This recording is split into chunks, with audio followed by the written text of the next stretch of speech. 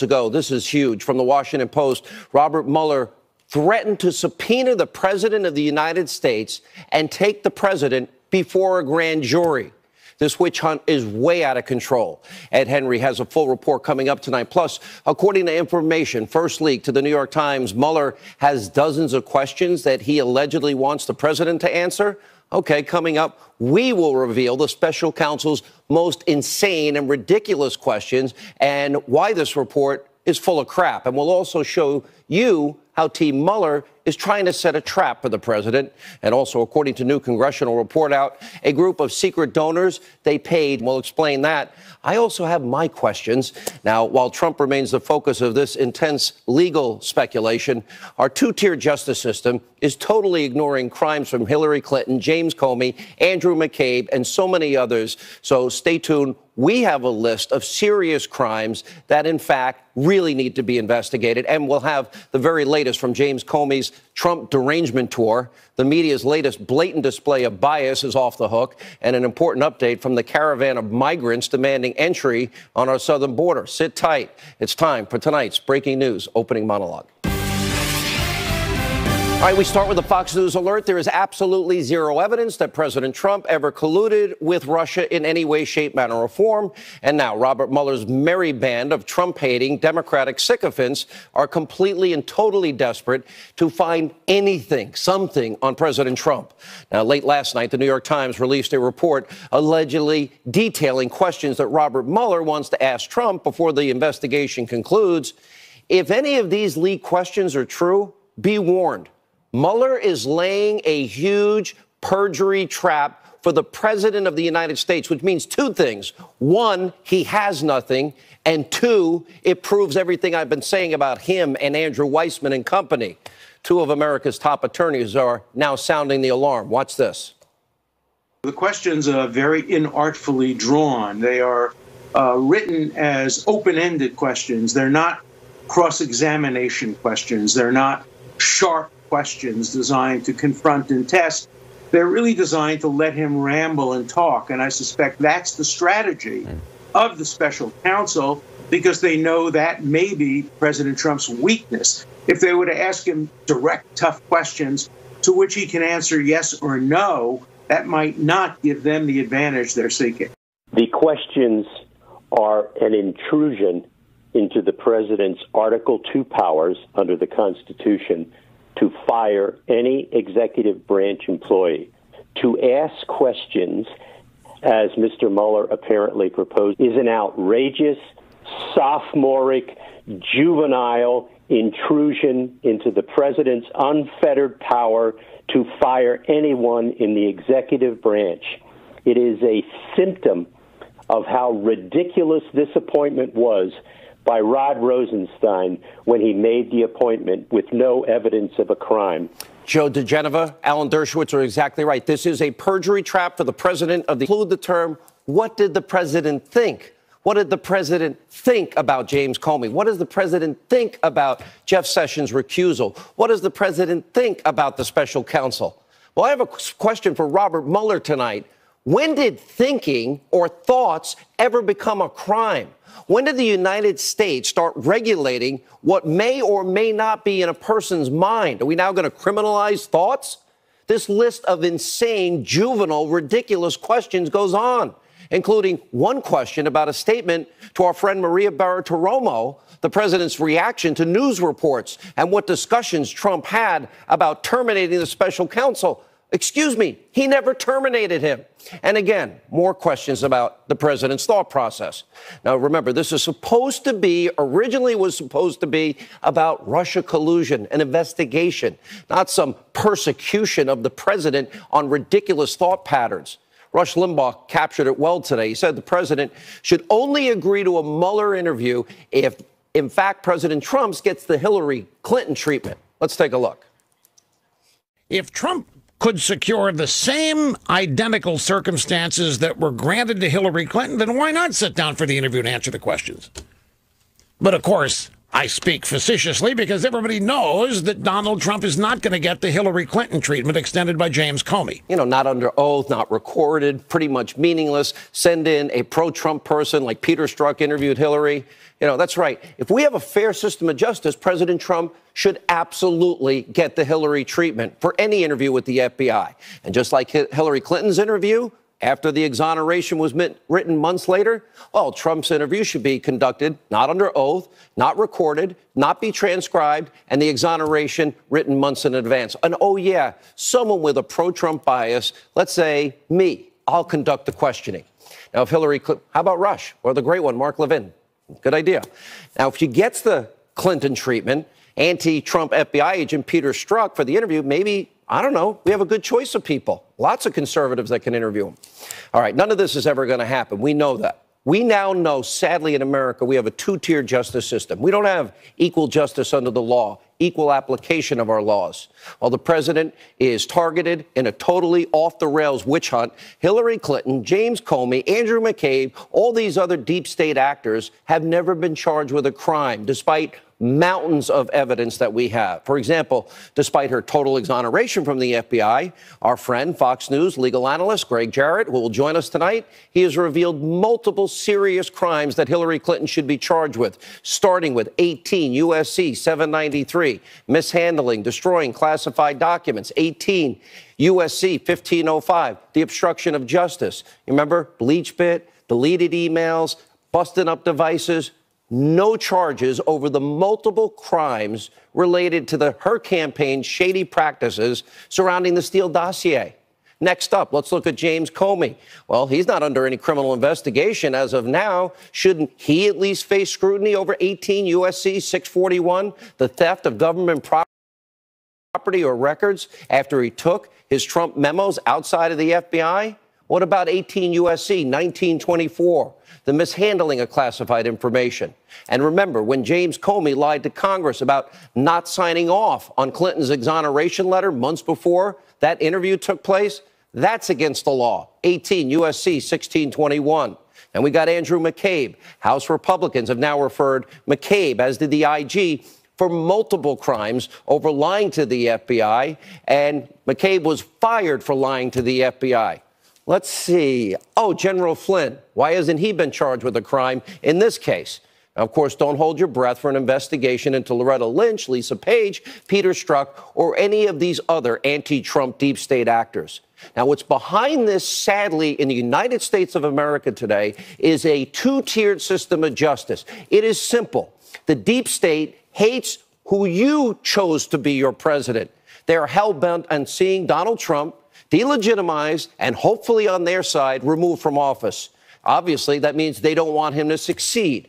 And that would mean even if Americans suffer in the process. Now, breaking this week, a group of wealthy secret donors, get this, they poured as much as $50 million into an investigation of President Trump after his 2016 election, based on the dossier. Now, this is in the House Intel Committee report. Get this. These top secret anti-Trump donors even utilized the services of Christopher Steele, the foreign national, the author of the dirty dossier that we now know was filled with Russian lies. Now, without a doubt, this deep state is conducting a full-scale political attempt to take down this president. And perhaps the most pathetic deep state actor of all, James Comey, well, the guy that refused to come on this show, I offered him 4 hours of airtime. He's continuing his anti-Trump book tour, and he's actually claiming that Trump's criticism of the deep state is dangerous for the country. How dare he? How dare he be honest? No president has faced this before. Now, Comey also took some time to fantasize about what if the deep state's choice, his choice, when in fact he exonerated Hillary Clinton when he knew she committed crimes and wrote the exoneration before investigation. But he's thinking, but what if Hillary had actually won? Take a look. What would your life be like if she'd won? I also don't know the answer to that. I think I would still be the FBI director. And the reason I say that is, someone asked me to compare the two, and it's too hard for me to compare the two, except Secretary Clinton is someone deeply enmeshed in the rule of law, respect for institutions, a lawyer, And so given that background, I'm reasonably confident that even though she was unhappy with decisions the FBI had made, she would not fire the FBI director as a result. But look, again, I don't know that for sure. No, I don't even think she would have kept you around. Now let's turn to another anti-Trump actor, Deputy Attorney General Rod Rosenstein.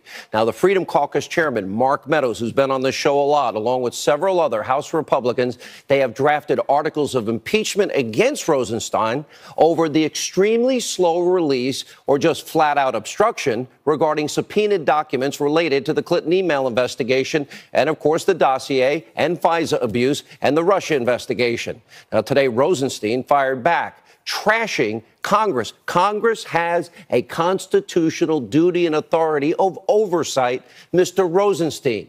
I would think you read that in your Constitution. Take a look. They can't even resist leaking their own drafts. Would you care to elaborate on that?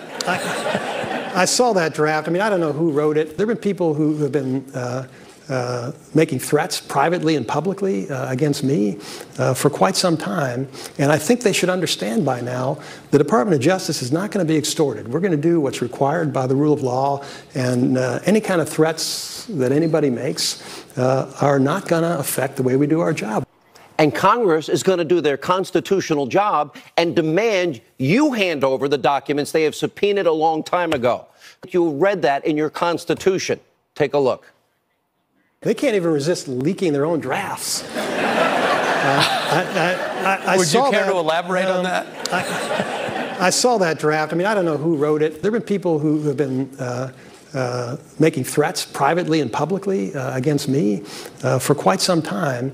And I think they should understand by now the Department of Justice is not going to be extorted. We're going to do what's required by the rule of law, and any kind of threats that anybody makes are not going to affect the way we do our job. And Congress is going to do their constitutional job and demand you hand over the documents they have subpoenaed a long time ago. Congressman Meadows responding on Twitter, writing, if he believes being asked to do his job is extortion, then Rod Rosenstein should step aside and allow us to find a new deputy attorney general, preferably one who is interested in transparency. And I'll add also the law. Now, also breaking tonight, Chairman Bob Goodlatte, Chairman Gowdy, they are requesting more information from the Justice Department surrounding fired FBI Director Comey's friend, Daniel Richman. He's the guy who used his special designation in the FBI to leak information to the press, which, of course, we know Comey wanted. Is Rosenstein going to cooperate on this one? I'm not holding my breath. Now, next up, we have yet even more examples to bring you from the abusively biased press in this country and their age-old tactic called bias by omission. And according to a report from Newsbusters tonight, on Monday, network news broadcasts, ABC, CBS, NBC, guess what? They completely failed to mention South Korean's President Moon suggested Donald Trump should win the Nobel Peace Prize. They never mentioned it. In fact, according to Newsbusters, the only mention of a Nobel Peace Prize was used by ABC and NBC to mock Trump supporters who started chanting in Michigan, Nobel, Nobel, during his rally over the weekend.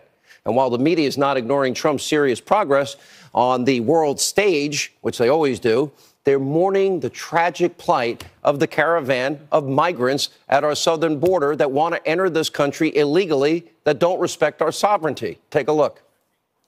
Crisis at the border. A caravan with more than 100 migrants seeking asylum arriving at the U.S. border with Mexico, but told there's no room. And this is literally the end of the road for these migrants. You can see them camped out here by the dozens against the morning chill. They are literally sleeping up against the border terminal. Border showdown. The standoff escalates over that caravan of migrants from Central America. Denounced by the president, they're now at the U.S. border. Will they be turned away? A caravan of Central American migrants traveling for more than a month is at the U.S.-Mexico border trying to cross. U.S. officials are trying to keep the group of nearly 200 people out. They want asylum, but have not been allowed to start the application process.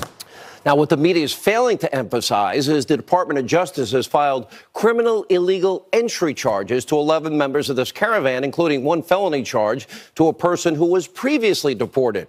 Now, many of these migrants scaled the border fence in California, look at that, after making their way from Central America unabated through Mexico. Mexico that routinely throws people out or throws them in prison if they enter illegally from El Salvador, Nicaragua, or Central America. These images you're watching, the wall climbing, the attempt to illegally cross the border, is a clear and obvious indication of how many of these migrants value our laws, respect our sovereignty. And what's worse, Mexico's total inaction. It shows what kind of so-called ally we're dealing with south of the border.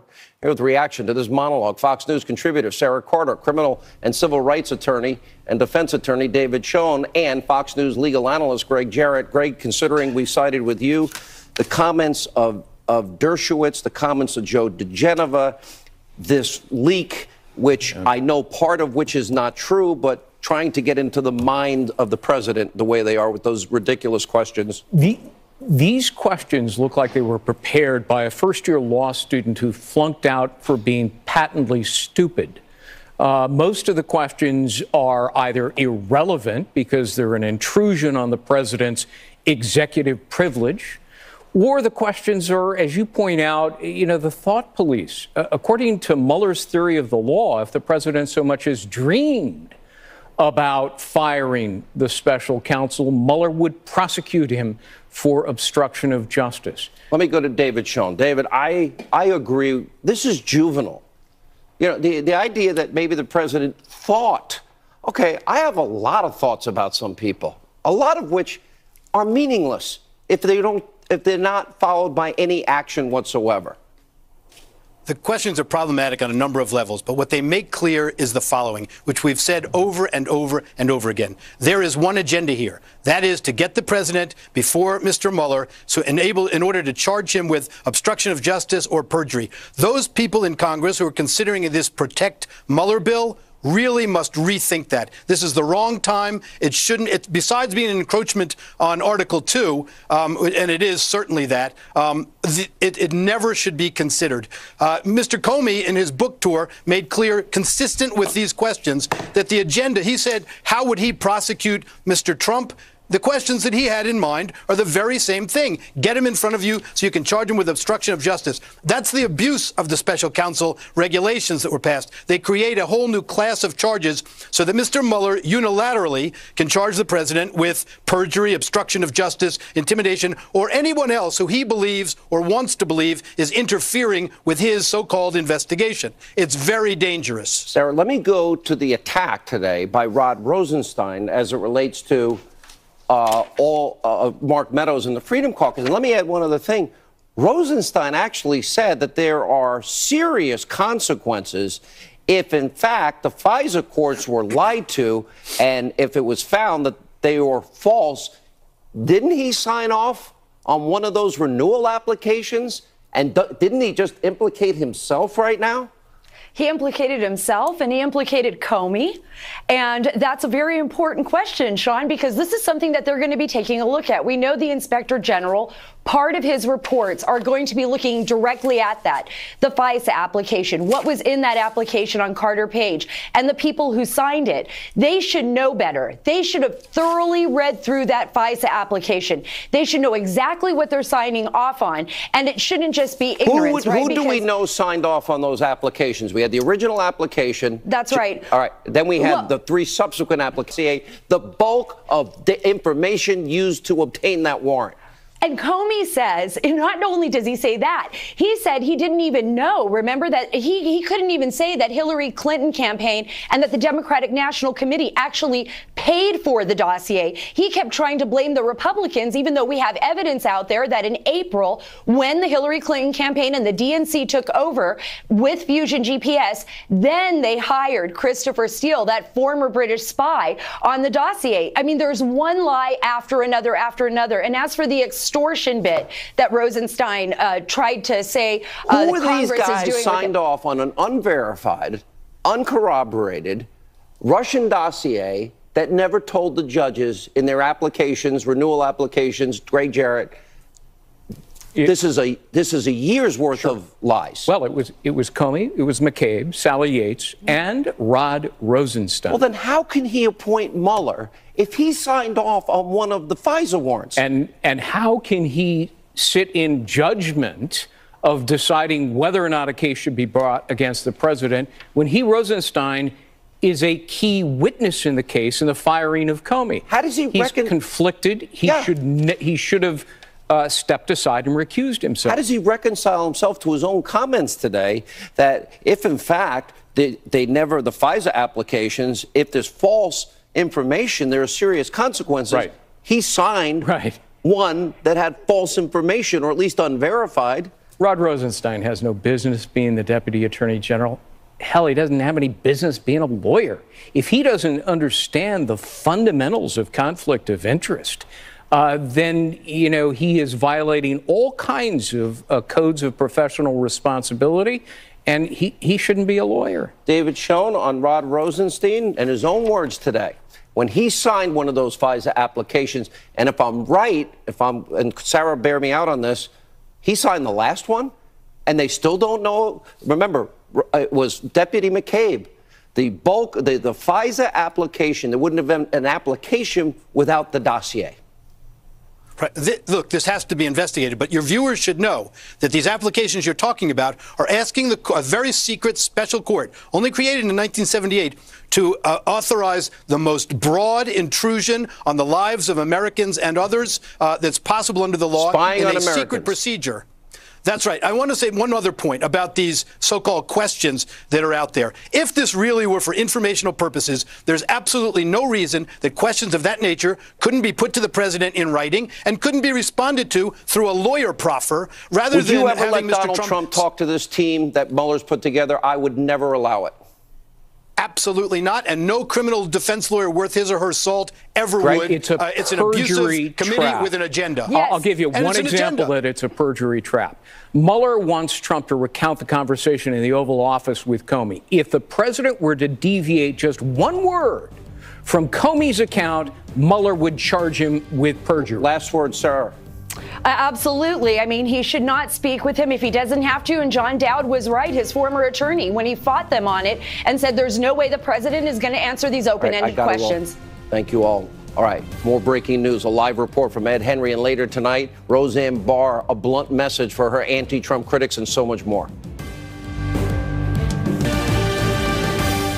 All right, here now with some breaking news from the White House. More on the Washington Post breaking story that Robert Mueller threatened President Trump with a subpoena. We have Fox News chief national correspondent, our friend Ed Henry. Big news tonight, Ed. Yeah, that's right, Sean. The Washington Post basically saying this happened in early March at a rather extraordinary meeting. Robert Mueller raising the possibility of a subpoena to compel testimony from President Trump in this Russia collusion investigation. There would be constitutional questions over that, and the case could go all the way to the Supreme Court. Fox confirming that John Dowd, then the lead Trump attorney, told Mueller, quote, "This is not some game. You are screwing with the work of the President of the United States." Now, I've spoken to some in the president's orbit who are furious about this leak. They think Dowd may have put this out there along with last night's leak about Robert Mueller's list of questions. Dowd, in a phone call tonight, denied that to me. Others in the president's orbit saying maybe the president wants these leaks out there so everybody's on the same page about exactly what Mueller is asking. Plus, the White House can use these leaks, as they did today, to say all of this is a witch hunt. The bottom line is the list you've been talking about of over 40 questions is so broad that people close to the process are telling me tonight it makes it less likely the president will ever sit for an interview with Mueller. The president, as I noted today, charged it's a witch hunt. He railed against the leaks. Insiders here focusing on the part of the New York Times story saying this list of questions from Mueller was compiled by the president's lawyers, led at the time, as I noted, by Dowd, after a series of consultations that Dowd, you see him there, had with Mueller. Dowd tonight told me, quote, "It's not me, pal," insisting he is not leaking this information. The president's legal team, meaning it would not likely be the White House lawyer Ty Cobb or new outside lawyer Rudy Giuliani, who basically replaced Dowd since they are currently on the team. While the president has said he wants to do an interview, I told you some of his advisors now telling me tonight it's less and less likely because they see this as a pile-on. Mueller pressing for answers about the president's interactions with James Comey, General Flynn, Attorney General Jeff Sessions, plus questions about whether he communicated with lawyer Michael Cohen about real estate deals in Russia Russia, which would seem to cross that red line the president talked about last year about how he did not believe it would be fair for his business dealings before he was president to be investigated. Meanwhile, last point, Republicans Trey Gowdy and Bob Goodlatte today are trying to probe some of James Comey's leaks, sending a letter to Sessions and the Deputy Attorney General Rod Rosenstein seeking documents on one of Comey's friends, Daniel Richman. You remember him? Comey used him as a go-between to release some of his memos. Rosenstein today said that he's not going to be extorted by, that's the word he used, these articles of impeachment against him being drafted by House Republicans. I can tell you Republican Mark Meadows tonight said that's ridiculous, and that Rod Rosenstein, he said, should stick to facts instead of rhetoric, Sean. All right, Ed Henry at the White House, maybe you should read the Constitution. Something about checks and balances, congressional oversight is part of that. Thank you. Joining us now with more reaction, Florida Congressman Ron DeSantis, NRA TV contributor, former Secret Service agent Dan Bongino. I agree with Greg Jarrett, David Schoen, Joe DeGeneva, Congressman. I agree with Alan Dershowitz. This is a perjury trap. This is juvenile. The idea that you're going to ask President what was in your mind is an absurdity, and it shows just how far this has gone from so-called collusion with Russia. Well, you're right, Sean. Very few of the bullets involved the campaign. It was mostly during the transition and then during his presidency. So you have a situation where Robert Mueller, he's a DOJ employee effectively. So he's an inferior officer in the executive branch. What gives him the right to conduct oversight over basic presidential decisions that have nothing to do with any type of criminal activity? What was in your mind when you talked about Sessions resigning or this or that? He does not have a right to subpoena the president for that. I don't think the president should submit to those questions. And I agree with Alan Dershowitz, and I agree with you, Sean. I think really they're not trying to investigate a crime. They're trying to manufacture a process crime. Yeah. Dan Bongino, no good lawyer in their right mind at this point, knowing what we know, knowing the abusively biased team like Weissman and company that was appointed by Mueller. Would any lawyer ever let this president go before this man at all? And the idea, the threats, he's threatening the president early in the process when they handed over and cooperated and never exerted executive privilege. Are you kidding me? You know, Sean, do you see the danger in this? They are not investigating a crime here. They're investigating Donald Trump. There's a difference. You know, what you do is, I was a former federal agent. What you do is you investigate a crime and you find people. You don't find people and then go find the crime. I read the questions, and Sean, these questions are very strategic. Notice how they're left open-ended. Now, Ron's a lawyer. He can tell you this, too. This is what you do when you interview people as a federal agent. You ask open-ended questions. No yes or no questions. Getting them to talk, Let to them trap chat. them in a perjury trap. Exactly. Bingo. And Greg pointed this out, Congress. If there's one thing that deviates and you're on a witch hunt, there's no prosecutorial discretion. The only way it gets that is Hillary Clinton. She gets a rigged investigation. The Hillary standard is not going to apply for Donald Trump with Robert Mueller and his merry band of Democratic donors and people that withhold exculpatory evidence like Andrew Weissman. No, he's not going to. He will be under oath, unlike Hillary. He won't have a friend interviewing him like Hillary had. I mean, the double standard is so flagrant here. Do we have equal justice under the law, Congressman? Do we have equal application under the law or not in this country? Just think about just the fact that these questions are being generated. Was there a copious number of questions that were asked of Hillary in her FBI interview? That was a perfunctory thing. They had already decided not to bring charges. Comey wrote the memo 2 months before they even interviewed her. So the lack of zealousness there and then the overzealousness here, I think is very, very striking. And look, and it should be concerning to all of us. That's one of the biggest problems with this investigation is they've been trying to nail anything they can to the wall. And of course, you and I and Dan, we all watched the Hillary case where they didn't go after BleachBit. They didn't go after Huma. They didn't go after any of it. And how does Rod Rosenstein be one person that signs off on a dossier mandated application to a FISA court when they are lying to the FISA judges? How does he not recuse himself? Where's Jeff Sessions saying, you never should have been in this, get out? Sean, Rod Rosenstein was also the United States Attorney in Maryland on the Uranium One precursor case, the 10X case. This guy is so conflicted. How he hasn't recused himself or resigned at this point is amazing. He signed implicated a FISA himself warrant tonight against Carter Page. when he Carter said, Page. "Oh, serious consequences if there's false information in a FISA application." Well, he signed one that was not verified or corroborated, and Hillary paid for, and they never told the judge. He needs to get off this case like yesterday. All right. By the way, full disclosure, I do want Ron DeSantis to win and be the next governor. Unless you don't want me to endorse you, then I will take it back. Thanks. All right, guys. Thank you. When we come back, more breaking news. Wait till you see Roseanne Barr responding to critics upset with her for supporting President Trump. We got Waters versus Jessica Tarlov. That and more straight ahead.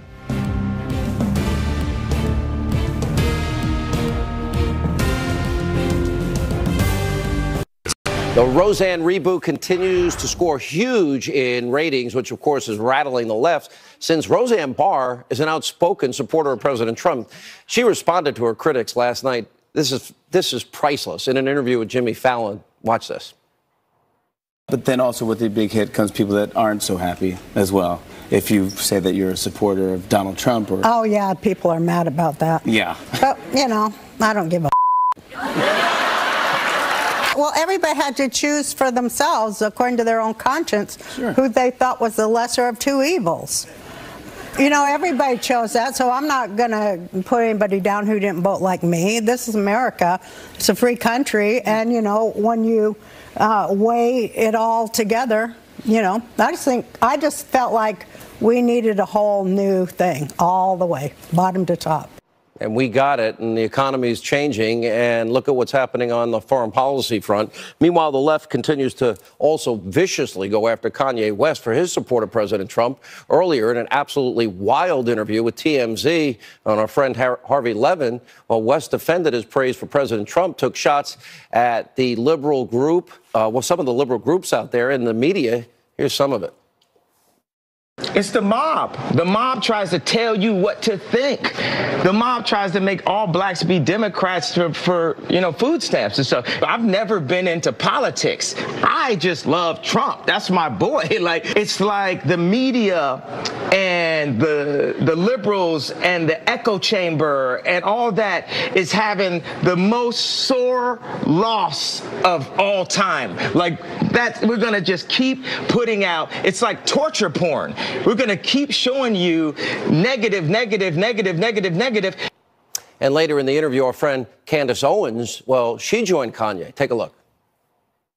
In many ways, I feel the black community is going backwards, that we're literally going away from what Martin Luther King dreamed. He dreamed of a day where we wouldn't have these things and say, because I'm black, therefore I must think this. Because I'm black, therefore I have to subscribe to all of this. I defected from this mentality. I said, you know what? I'm not a victim, I'm a victor. And this became the most controversial thing on the internet. Donald Trump has not put forth a single policy that has harmed the black community. In fact, he's put forth many that have helped us. All right, joining us now, he has two shows. Not one, two. Co-host of The Five, host of Waters World, and you live in it. And Fox News contributor Jessica Tarlov. She's going to get you one of these weeks. Maybe tonight. It could be. According to my people, I'm undefeated, so. Okay, I get to decide. All right, I'm the judge and jury here. All right. Here's the thing. Newt Gingrich has nailed this. He said, you know, at 10 o'clock on election night, 2016, a mass psychosis and traumatic event happened in the mind of liberals. They snapped. And every day since, they wake up hating Trump, hating Trump, hating. And look at North Korea. Look at what he's doing with his relationship with China, and they capitulate. Look at the economy. 14 states, lowest unemployment records. Lowest unemployment records for black Americans, Hispanic Americans, women in the workforce. Okay, these are all records. Can you just say maybe it's time to give the guy some credit? Some credit for some of these things. I give him credit for a lot of things today. Like I was talking about his role in what's going on with North Korea and South Korea, and I do understand why there's talk of him. Little Rocket Man came to the table. Yeah. I guess that he Would did. Crooked Hillary have brought Little Rocket Man to the table? I don't think so. I don't think that so. you can Would know that, Hillary and I think we need to know have what China defeated did. the ISIS caliphate? I don't think so.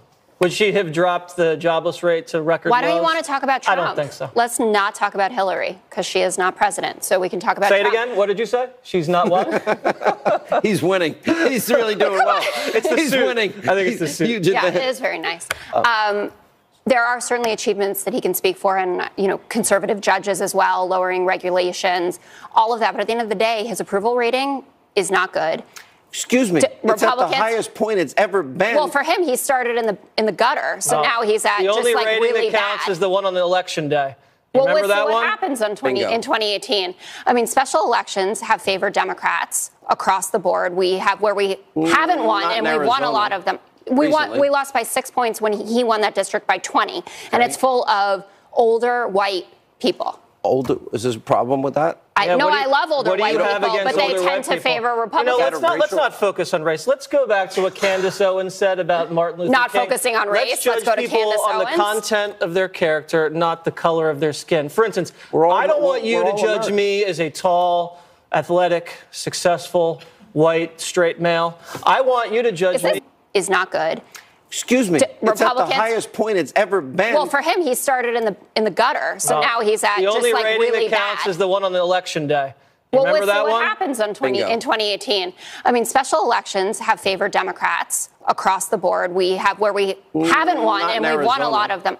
We lost by 6 points when he won that district by 20, and it's full of older white people. Older? Is there a problem with that? I love older white people, but they tend to favor Republicans. Let's not focus on race. Let's go back to what Candace Owens said about Martin Luther King. Not focusing on race. Let's go to people Candace on Owens. the content of their character, not the color of their skin. For instance, I don't want you to judge me as a tall, athletic, successful, white, straight male. I want you to judge me by the content of my character. Real? That's what Kanye You have lost your mind. Yeah. You have lost your mind. Did I win? You're getting close. He's Based on on the edge of losing.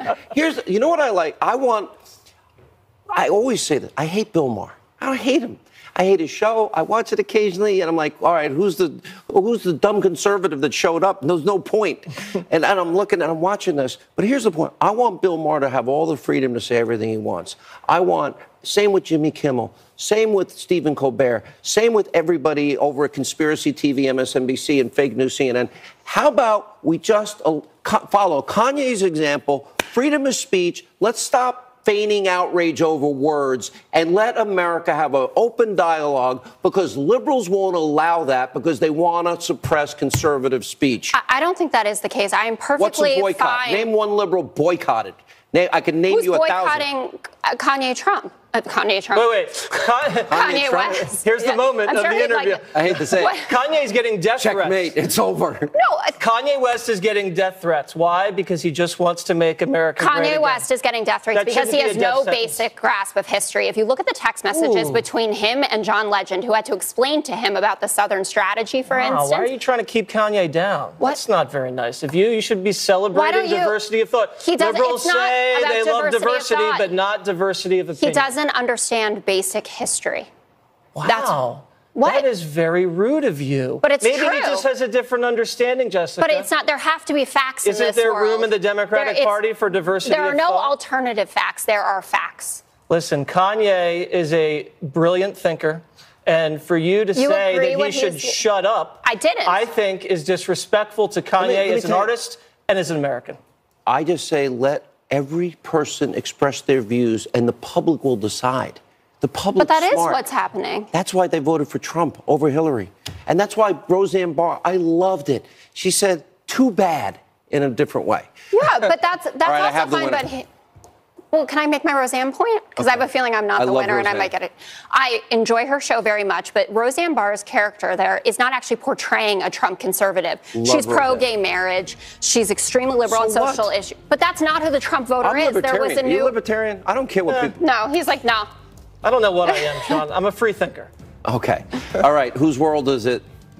Kanye Trump kind of lost a free. You were doing good up to that. What's wrong with that? You should like that. It's his world. You're living in it. All right. When we come back, explosive new information on Iran's secret nuclear program exposed by Israeli Prime Minister Benjamin Netanyahu. Daniel Hoffman, straight ahead.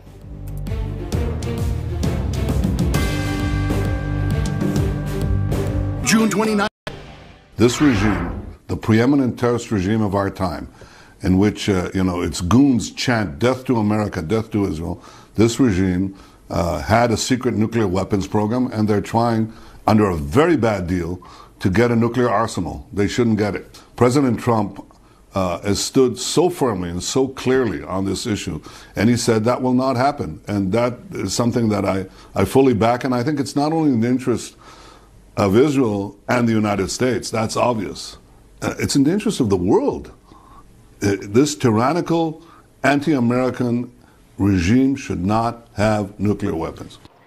That was the Israeli Prime Minister Benjamin Netanyahu earlier today on Fox and Friends talking about Iran's secret nuclear weapons program, as he described yesterday.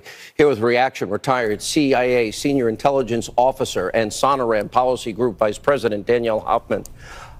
I thought that presentation yesterday was perhaps one of the biggest breakthroughs, intelligence-wise, that I have seen in my lifetime. I wanted to get your thoughts. And the fact that the Prime Minister did it without notes, I'm told, and put this thing out there, and with all of that evidence corroborated by our own intelligence, I want to get your thoughts.